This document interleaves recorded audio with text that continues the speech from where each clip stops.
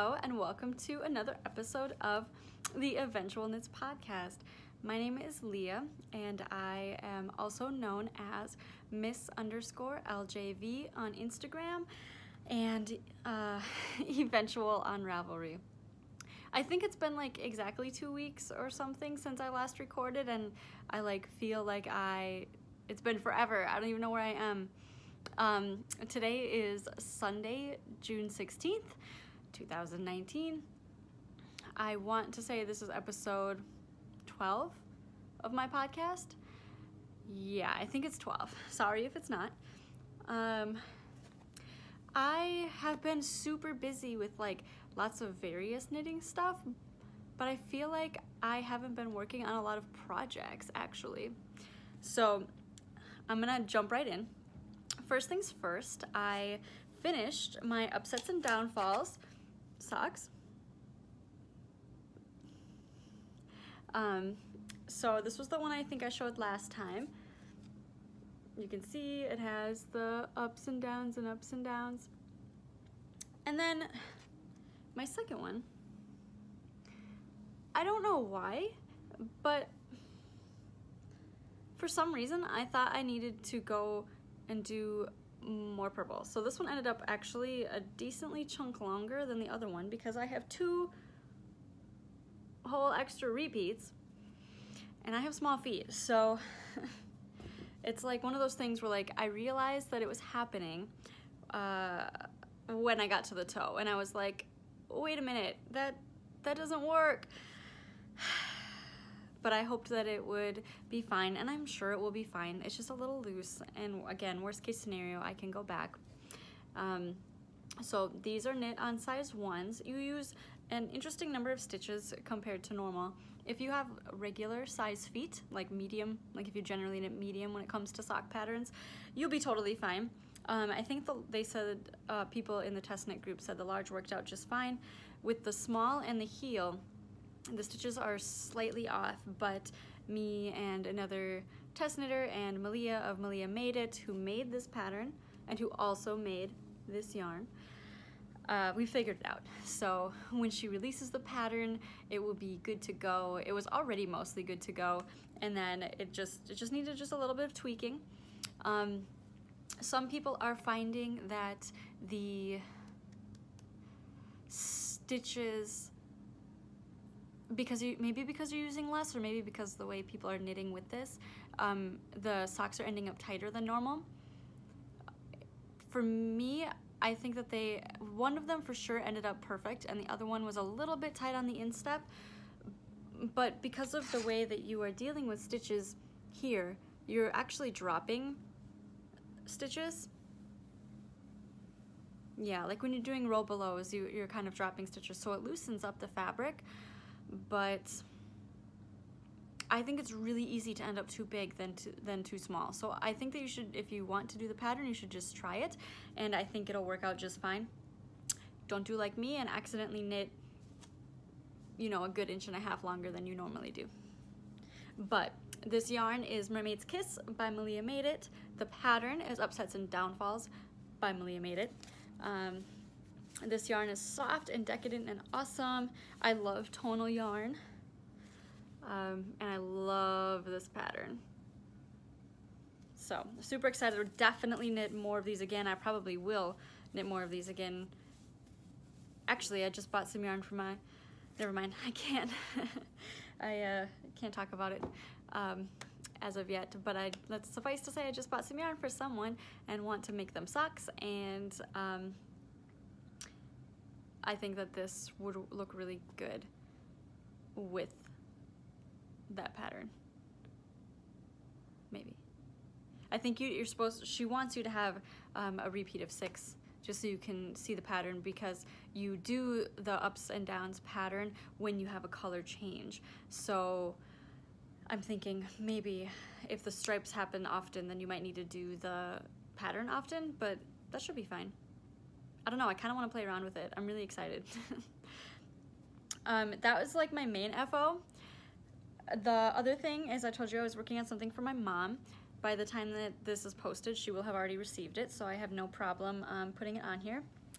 I knit this Serenity Shawl by Mama in a Stitch.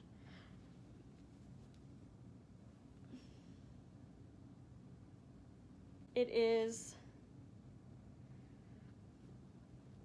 just a plain garter shawl. It's knit in Lion Brand, homespun, thick and quick. And this color, I'm not really sure, it's a maroon, you know, like a nice, it matches my hair. A nice maroon, like red. It's like, you know, super soft. I threw it in the washer to get like the extra fibers off. I'm not sure if that was a mistake. It said you can put it in the washer and dryer, but it got really fuzzy. And I had lots and lots of little bits. I put it on delicate, but yeah, I had lots of little fuzzy bits, and it pulled on the tassels. I mean, I wanted them fuzzy, but they're just like, some of them are looking, they're fine. They're fine. Yeah, so this is just, she, you know, wanted like a summer shawl. I don't know if I can stand up to make it look good. It's really bright.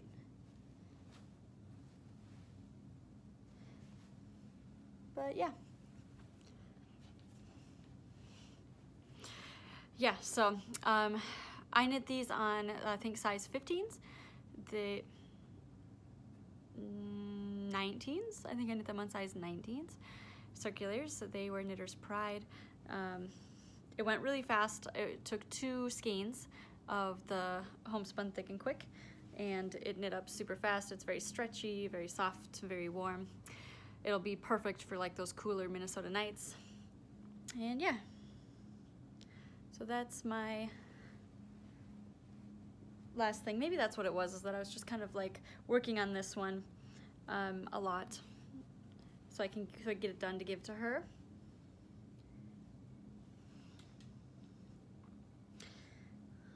And then the last thing that I have kind of finished that I'm working on is my cousin Morgan really wanted me to knit him some gloves, Final Fantasy themed. I think he wanted a black mage and a white mage. I'll have to go double check. I haven't actually done anything with it yet, but he wanted some mittens. So I have one mitten here. The original pattern is Jeff Smith's. I just use it as a basic, like, getting started. Jeff Smith's are fingerless mitts, both with an open thumb and with an open top. But I just used Steve as an example because Steve's hands are just a little bit longer than Morgan's, and I just did the decreases based upon Steve's fingers. And what did we do for I looked up, because I've never really just followed, like, you know, done decreases that I wasn't mostly following, and I really wanted, you know, more of a rounded top and not like a angular top. And the I don't know if it was on Pearl Soho or one of those sites, and the person said that their favorite decrease was actually one where at the end, kind of like a hat, when there's like 8 or 10 stitches left, you cut it and then cinch it, and then it ends up with a nice rounded top, which I do like. It does look good. So, I mean, you can see here I decreased a couple significant. I haven't actually blocked this or anything like that, but I just sort of threw in decreases wherever. Same thing for the thumb. The thumb I really just threw in decreases wherever. I think here I decreased because there's a lot of stitches after you picked up, because they wanted you to leave the thumb open. The pattern calls for ribbing. But otherwise, I think it's a really cute glove.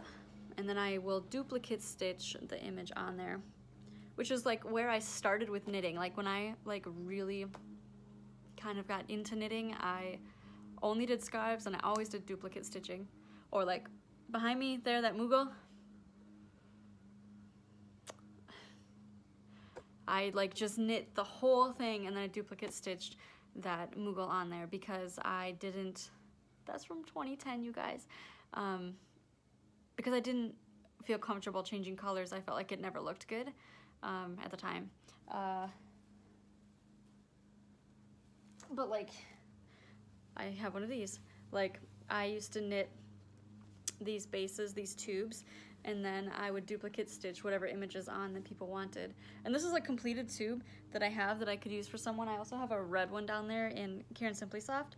This is actually in a wool blend, and I think I initially was knitting it for Steve, but I think, yeah, it's a good length for, oh, it's a good length for me. It might be a little short for him, but he said he didn't feel like it was soft enough because it is, oh well, I don't remember what yarn this is, but I remember the time being like, oh, this is nicer because it's wool and it's not acrylic, but it is kind of rough. So I don't know what I'm gonna do with that. But yeah, so I got a knit. I started the other glove. I'm only like a few rows into the ribbing, and then yeah, these are being knit on size 5s. I'm knitting them on my, they're either, I think they're Chagu 5s, some metal. But yeah, that's what I'm working on.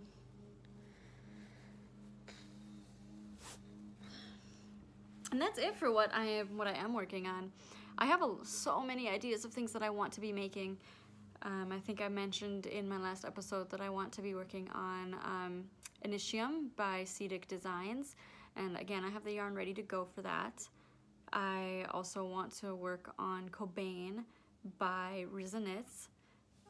And I also have the yarn for that. Some of it, you can kind of see the lavender right up here that I want to be working with.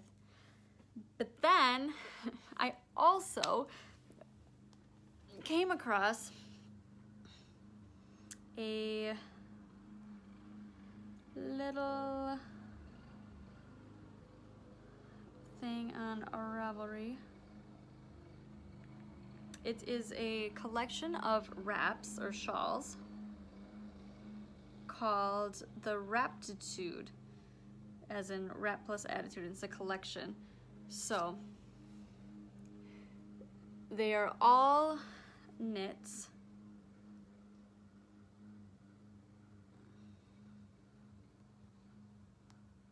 like this. So they are all knit with a hole in the top and then with some sort of design down the edge. And so some of it is mirrored, some of it is like silly, like they don't match at all, some of it is symmetrical, and I definitely have one that I really want to knit, and I want to knit the one that's called Witty Banter. And the description for Witty Banter, so there's 6 of them. It was $18. It says, the Witty Banter wrap is a textured wrap with a styling loop, symmetrical shape, with distinct motifs bantering on each side of the chevron. And so I really like the way that it ends up looking. This is done, it's a little dark. This is done in high contrasting.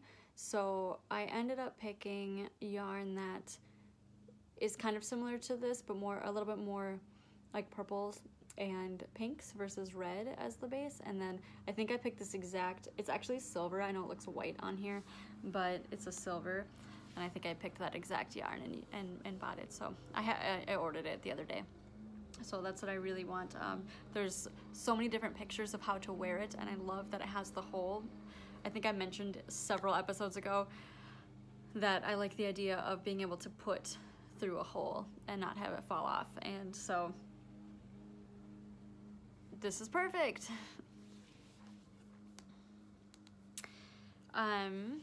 What else so yeah, I'm still like really obsessed with the idea of making summer tops. It's still like not super warm out. Like we've had a couple really warm days, but then it's still kind of been in like the 60s and 70s and not really like tank top weather per se. Like I need like upper 70s, low 80s to feel comfortable with tank tops. And yeah, it's like that awkward, like too warm to really wear any of my knits, like a cowl or something like that, but too cool to barely wear anything, you know? So that's where I'm at with that. I'm still really into the socks. I feel like I should be starting some more socks.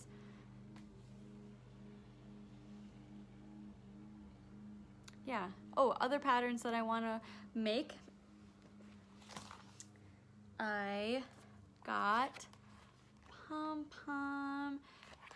I got their geometric issue, the tessellate, rotate, repeat, and there were actually several patterns in here that I really enjoyed. I also loved reading their Dear Reader section, talking about trying to be inclusive, trying to avoid appropriation, all that kind of stuff. It was just a really good section. Yeah, so there's an interview with Emi Ito, Little Koto's Closet, and if you follow the inclusiveness discussion at all, you should have probably heard of her. And the interview itself is really interesting to me because it sounds like she's coming from a place of being part of a generation of the Japanese Americans who experienced a lot of discrimination during World War II. And so she is coming from a place of that discrimination with, you know, people who were imprisoned and people who were horribly mistreated as a result of them being of Japanese descent, and not coming necessarily from a place of people who live in Japan and Japanese culture. And I think that that's a really important distinction, because I don't remember if it's in this interview or if it's in a different interview that she has or something that she talks about in her Instagram, but it might be in here.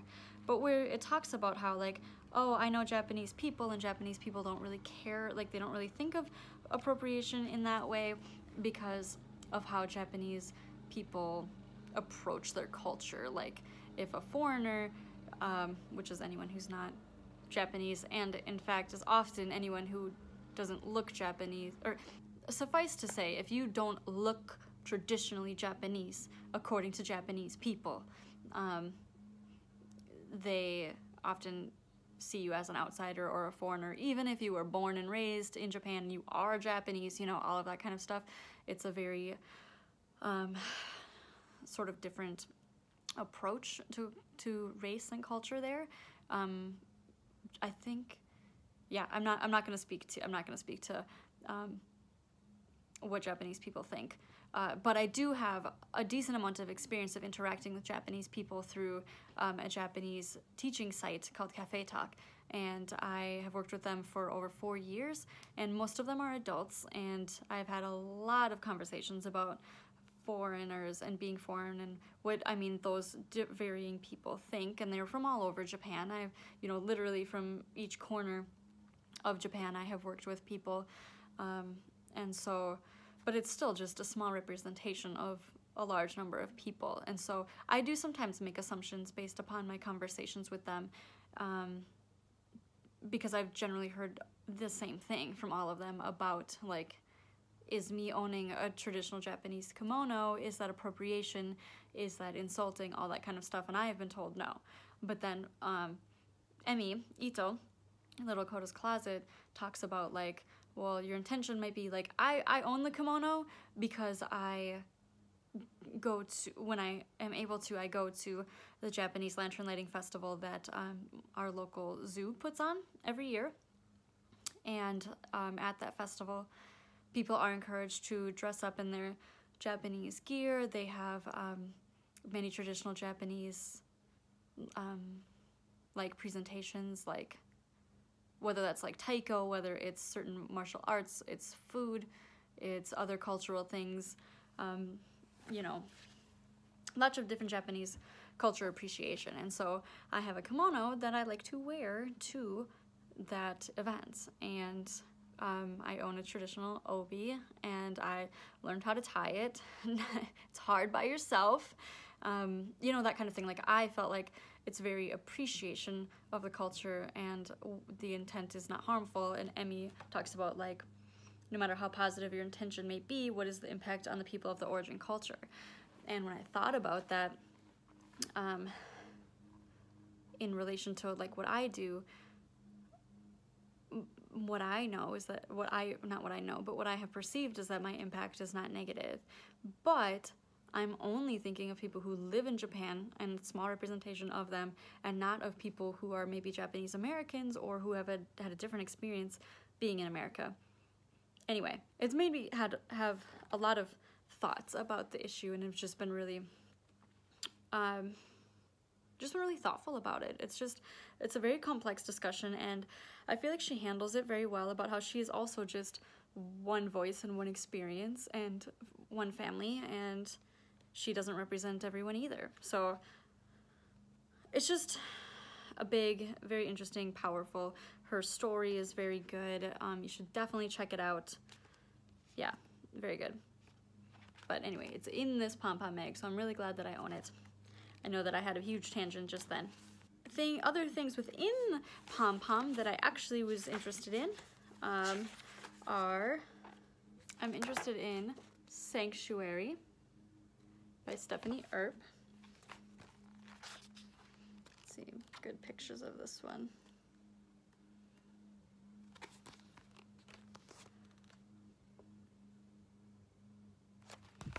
That one looks fun, looks good. And I also really liked Earthen by Amy Christophers.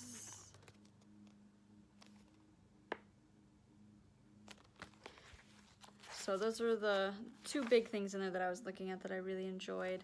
All of the patterns are very interesting and geometric. I had a lot of, they are all so good. I don't know. I think these are all knitting patterns, not crochet. But yeah, I mean, all of them are really good, and I definitely think it's well worth it to have. Oh, and also this shawl, whichever this one is, or wrap.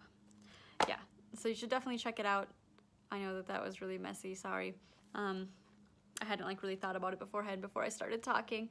And I mean, thought about what I was going to say if I was going to start talking about it. Anyway, this is a really good pom-pom. I don't usually own physical copies of things, but I'm really happy that I own this. All right, now I'm going to talk about my yarn and accessories, things that I've gotten lately.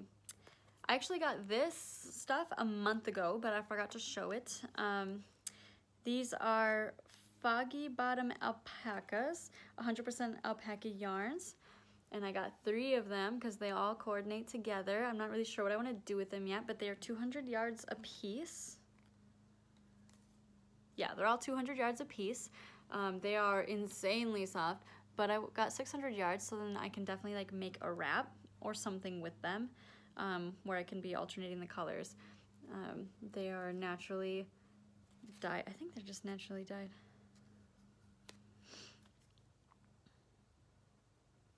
Yeah, I think they're just natural. They're very, very soft. It's like so soft and silky. This one says it's Gold, Alert, and Stella. This one is Ransom. And this one is Kahuna Sunrise. I don't know what I want to do with them yet. I don't usually even buy like naturally colored things. As you can see, I have lots of bright colors of everything. I guess this is actually pretty natural colored. And that's also alpaca, very soft. So yeah, I got these like a month ago, but I forgot to show them. Next thing is some yarn from Holly Press Fibers. It is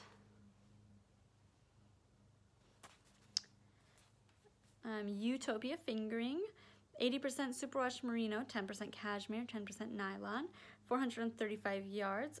This is called Petal Pusher, like petal like flowers, not petal like your feet.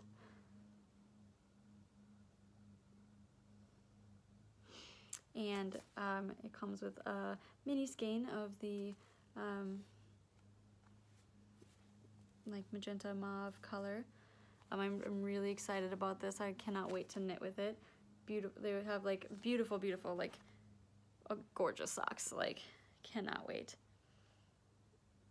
I love how it has little flecks in here of other colors. Oh, also, I got my nails done a little while ago. And I think that's it actually for yarns for now. Next time I'll have some more for you. And other things that I have acquired is that Clever Clove is moving. Like, the person who runs Clever Clove is like moving, like physically moving. And she was having a sale, so I got some stitch markers. First thing, I got this little yarn ball.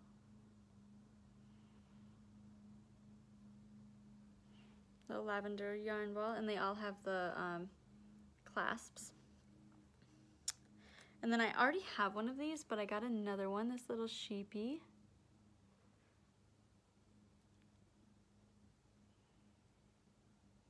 I can never make it not blurry. Oh well, it's a cell phone. And then the last one I got is this adorable little knitting yak. Can you see? Can you see?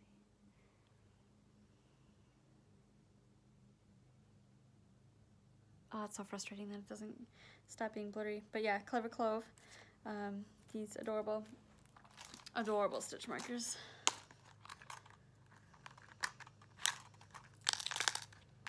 Put them in my little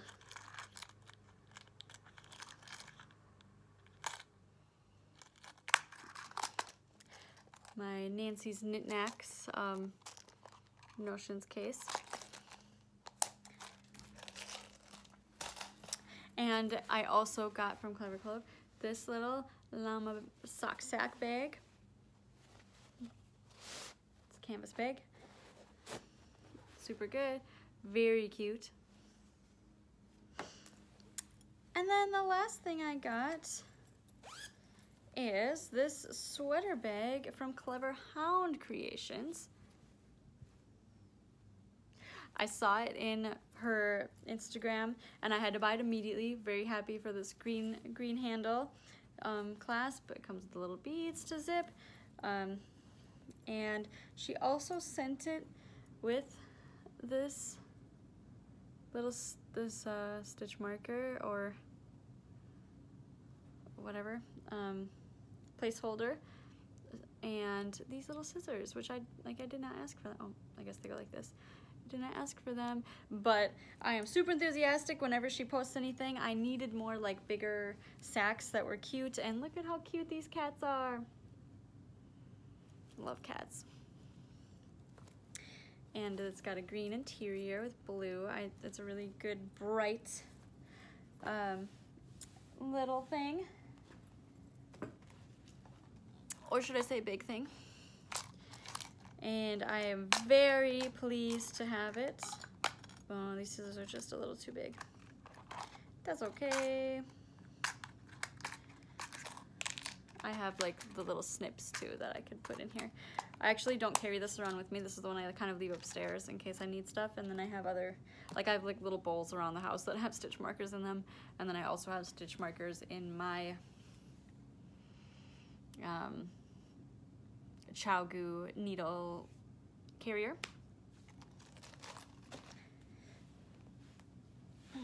I think that is it for like general knitting stuff. Let me see what I wrote here.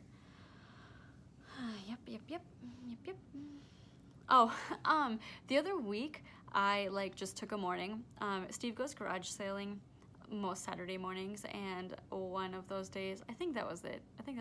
The day. Or maybe he was working really late. I can't remember. But I was like, oh, I'm gonna go through my stash. I'm gonna update it. And so I took pictures of all the yarns that I've acquired over the last couple months, set them up, took pictures, uploaded into my stash so I can actually use them in my projects. I love when I have a project and I can click use stash yarn and then it goes. My next problem is the whole like, oh, how much yarn do I have left? Like, I mean, even this, I just knit 2 socks. Like, I don't know. Look at how much yarn. This is a lot of yarn still. Like, I don't know how much is left. But I really like the idea of being able to like keep track of it so I know how much and then know how, like, whether or not I have enough for projects. But I don't know how to solve that problem really at this point. But one step at a time. Be proud of me that I got those into my stash because it was a lot of yarn. Worldwide Knit in Public Day. That was like, what, last weekend? Yeah, it was like the 8th or something. I did not participate in Worldwide Knit in Public Day. I don't even know if I knit it. I did knit at home. I was really exhausted that day. It was the day after the last day of school. And the last day of school, I went to our local amusement park, Valley Fair, with my 8th grade students, and it was really hot that day. Like, so sunny, so hot. And I was just so drained and exhausted. The last week of school is always like really like intense and tough. And so also I'd had like multiple days of like a lot of people things. Like, I can't remember what it was, but I feel like I had multiple events where I was out with people a lot and I was just tired. And so I didn't talk to anyone. I completely unplugged, did my own thing, and just chilled. Like, didn't talk, just existed. So I probably knit. I probably was like knitting quietly, and it was really good for me. But it was not good for knitting in public day because I did not knit in public. But that's okay. We don't have to do everything. You know, I know the knitting world forgives me for not doing that, and yeah. So next year.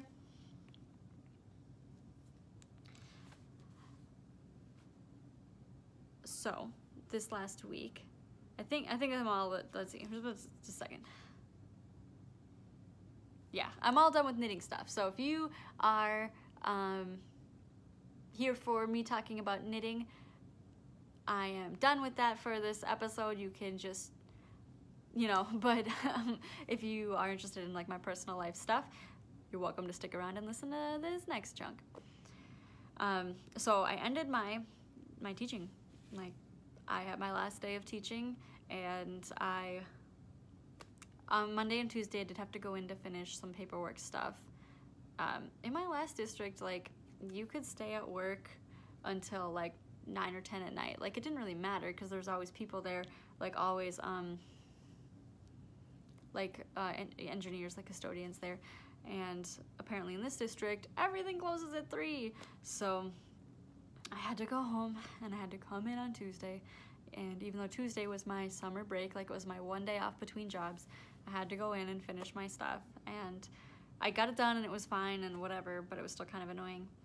And then, but after that I was in a great mood, so I enjoyed my summer break and did a lot of like cleaning and house stuff that I had wanted to get done, which like Steve and I refer to it as like summer Leah, where I like get into like good moods and I'm like really easygoing and I feel like I have time for things instead of feeling like I don't have time for anything and like having energy. So I did cleaning, I did organizing, I updated my closet. Oh, I got some clothes for my new job because it's actually more professional than being a teacher. Like, being a teacher is wearing an entire week's worth of college gear and school gear and jeans and dresses if it's hot, but still like pretty casual kind of dresses. So for this job you actually there's like a real dress code. So I bought some outfits and I was really happy about that. And yeah, so Wednesday started my new job.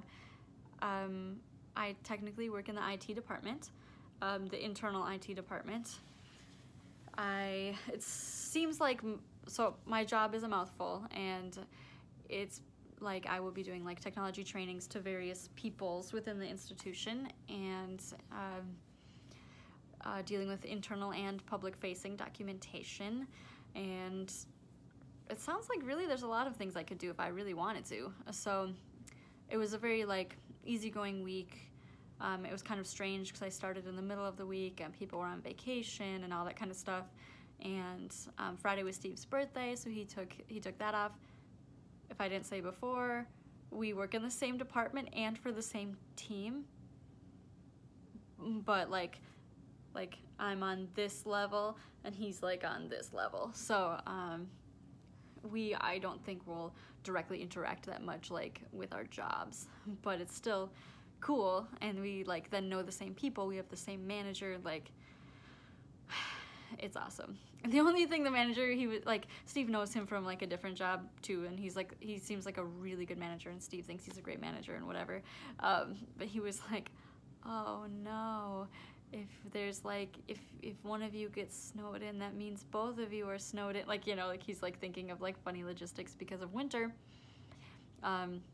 because in years past, we live in a cul-de-sac, and in years past, the plows would only plow up to the bulb, and we live at the very end of the bulb, and would just leave this like wall of snow that you couldn't get through, and it wouldn't get plowed until like 10 a.m. or something. Like, I had to call into work multiple times when I first started teaching, and before that, because I physically couldn't get out of the bulb. Like, you cannot get through 4 feet of snow, wall of it, and so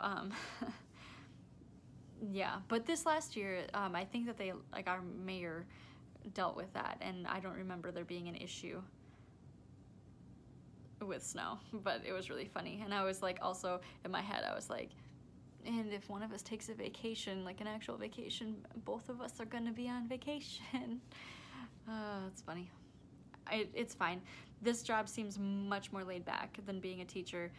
Several of my direct colleagues are also former teachers, and so that's really awesome, because then we like have a baseline of where we're starting, and I don't know, I'm really excited about it. I am super looking forward to learning the job and feeling like competent at it, and getting to know the people on my team. And so my nails, I mean, I needed to get my nails done, but I got them done in the university's colors. This is supposed to be maroon and then gold, but it came out a little bit more red than I was anticipating. This is the dip nails. I get my nails done really short because I let them grow out for like 6 weeks. And they don't ever chip or break, and their dip nails are the way to go. And I specifically do it. I mean, it's nice to have like pretty nails, but I do it because they don't chip. I don't have to deal with filing my nails, and I don't have to deal with hangnails. It's so nice.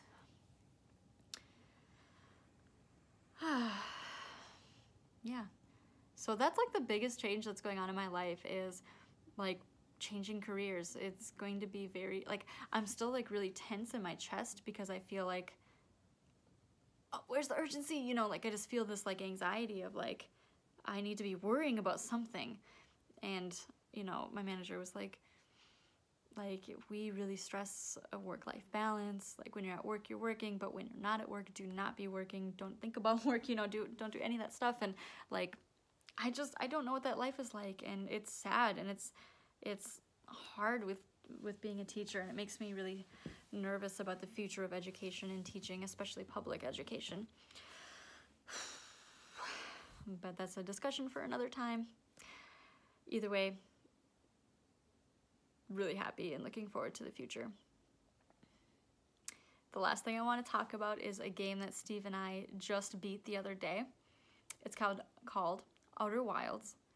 It's an Xbox or PC game, and it's a game where you are an alien life form. They don't have genders. They all go by they, and you are trying to explore like the mysteries of a previous race, a previous alien race, while you were exploring the solar system.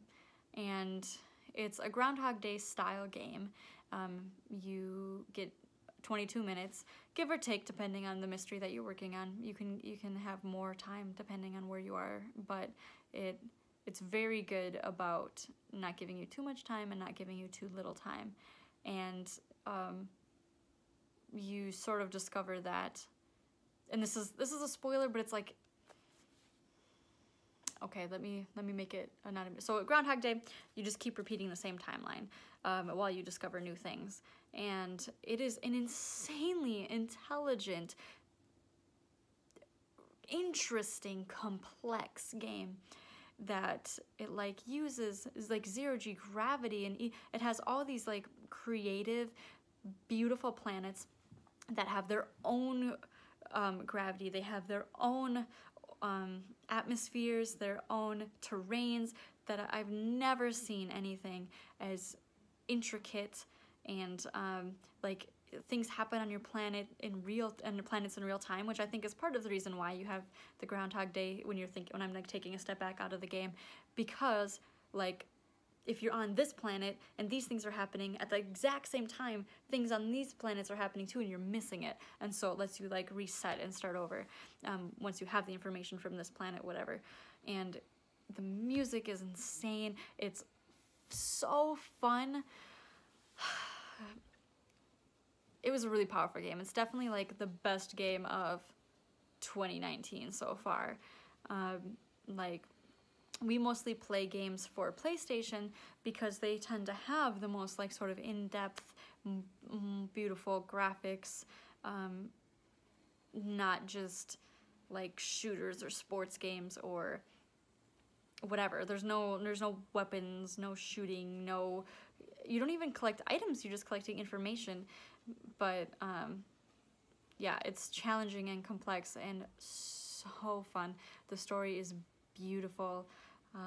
If you are interested at all in like space and quantum stuff, like I feel like you'd really like this game too. Like it's like,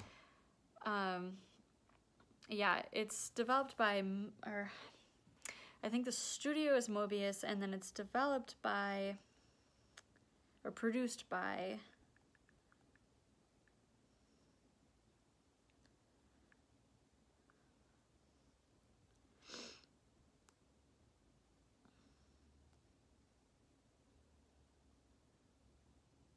Annapurna. Published by Annapurna. It's so good. Like, if you are a person who plays games, I encourage you to check this out because it is the best. Like my heart hurts that we're finished with it. I mean, you did everything, like the whole culmination of the story. You should have most of everything like found and solved and stuff like that. There's some silly trophies. Oh my god! And that's another thing. Like, there are some things in this game that like, there's definitely a way that you're supposed to do them, and it's part of the story, but there are like ways you can like video games it, you know, like where you kind of janky figure out a different way, but it's really hard to do. And you get an achievement. Did I say trophies? That's PlayStation. You get an achievement for it, like, okay, you did the thing, but you didn't follow the way we wanted you to do it, but kudos to you for the tenacity, because it's definitely harder than just figuring out the way you're supposed to do it. They have such a good sense of humor. I don't know. It's a really good game. You should check it out. I think that's it. Yeah. I think I'm going to try to record a little bit more often than every 2 weeks. I feel like 2 weeks is a long time. I really meant to record earlier. Ending teaching is so busy. But now I am hopefully going to be less busy and less exhausted. So let's hope, fingers crossed, you know. Yeah, what are you excited about for summer? Like, what are you excited about doing? I hope things are going well for you. Leave a comment if you want to, just letting me know what's going on in your lives, or like what you're excited about, or what you're looking forward to, or how your job is going, or whatever. Like, I definitely want to hear from you. Oh, the last thing I'm thinking of that is relevant is like, I have like a cube now, you know, like, it's a pretty big cube, and I'm like trying to decorate it with like stuff that is meaningful to me. And I spent like the entire morning looking up Slytherin quotes. I'm a Slytherin, and I feel like the books as their pure form give no justice to Slytherins, or really any of the houses that aren't Gryffindor, right?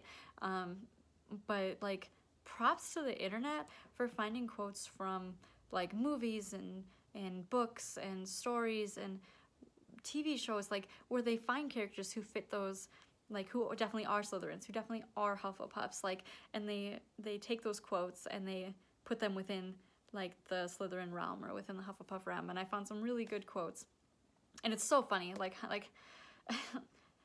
from where I'm at and the things that I have found that sort of like match. And so like, if you are any of those things, or you found some really like awesome like quotes or descriptions of who you are, you should totally put those down below.